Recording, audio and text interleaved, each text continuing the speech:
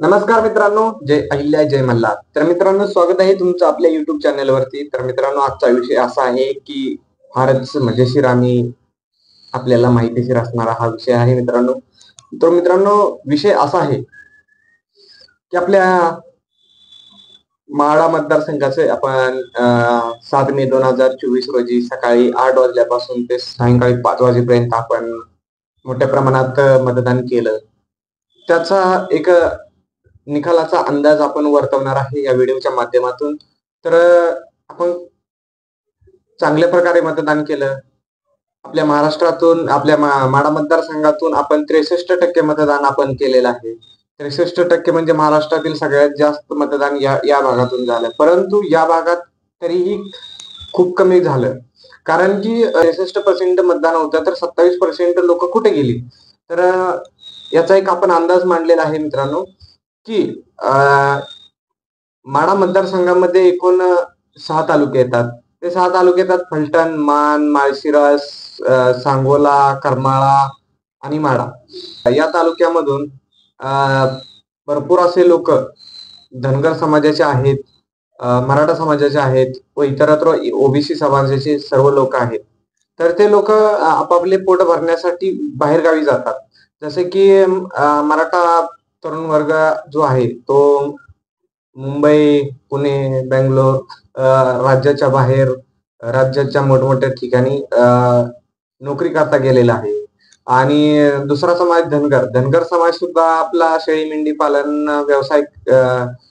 व्यवसाय करिता आपलं गाव सोडून दुसऱ्या गावी दरवर्षी स्थलांतरित होते. त्याचप्रमाणे यावर्षी स्थलांतरित मोठ्या प्रमाणात झालेले आहेत. आणि ते लोक नसल्यामुळे मतदान करण्याला येऊ शकले नसल्यामुळे 27% लोक येऊ शकले नाहीत. तर हा त्याचा परिणाम आहे 27% मतदान न होण्याचं. तर आणि दुसरा प्रश्न असा आहे की मित्रांनो, आपला मान, खटाव आणि माळशिरस हे 2-3 तालुके असे आहेत की पूर्णपणे दुष्काळी भागातले आहेत. तर अशा प्रकारे आपल्या माढा मतदारसंघाची परिस्थिती आहे. पूर्ण दुष्काळ म्हणजे पिण्याच्या पाण्याचा सुद्धा यांना प्रश्न सुटत नाहीये इथल्या नेत्यांना. पाण्याचं इलेक्शन खेळलं जातं या ठिकाणी. परंतु आपण आपल्या पोलिंगच्या माध्यमातून आपण पुढे बघणारच आहे की कोणता नेता किती प्रमाणात वर येऊ शकतो. इथं जातीपातीचं पण इलेक्शन जास्त प्रमाणात लढलं गेलेलं आहे. या ठिकाणी सगळ्यात मोठं पक्ष चालतात. माढा मतदारसंघातून एकूण 4 पक्ष महत्वाचे आहेत. ते म्हणजे राष्ट्रवादी, भाजप आणि महायुती आघाडी आणि शिवसेना. तर हे 4 पक्ष, या 4 पक्षांमध्ये मोठी लढत होत आहे.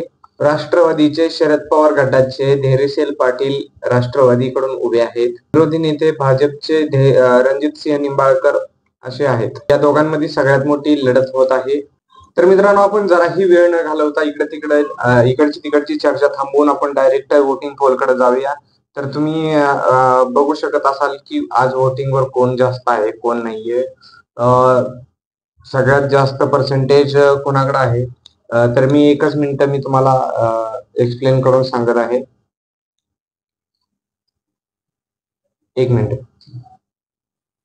तर मित्रांनो, माढा मतदारसंघामध्ये एकूण 1200 लोकांनी आपल्या चॅनलवरती वोट केलेला आहे. 1200 पैकी वोटिंग किती पर्सेंटेज मध्ये कोणाला झालंय? रणजितसिंह निंबाळकर यांना आपण बघू शकत असाल साईडला की 27% झालेला आहे. रणजितसिंह निंबाळकर यांना आपल्या चॅनलवरती वोट झालेला आहे. तुम्ही त्याच्या खाली बघू शकत असाल राष्ट्रवादीचे शरद पवार गटाचे नेते मोहिते पाटील यांना 26% मध्ये वोटिंग झालेलं आहे मित्रांनो. आणि एनडी म्हणजेच महाविकास आघाडीचे नेते लक्ष्मण हाके यांना सगळ्यात जास्त 45% वोटिंग आपल्या चॅनलवरती झालेलं आहे. आपला चॅनलचा अंदाज आहे मित्रांनो.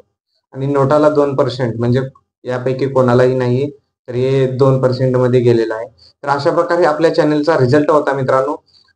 जर आपल्याला ही माहिती आवडली असेल तर नक्कीच तुम्ही व्हॉट्सअपच्या, फेसबुकच्या ग्रुपवरती सेंड करू शकता आणि लाईक, शेअर, कमेंट नक्कीच करा. धन्यवाद. जय अहिल्या, जय मल्हार.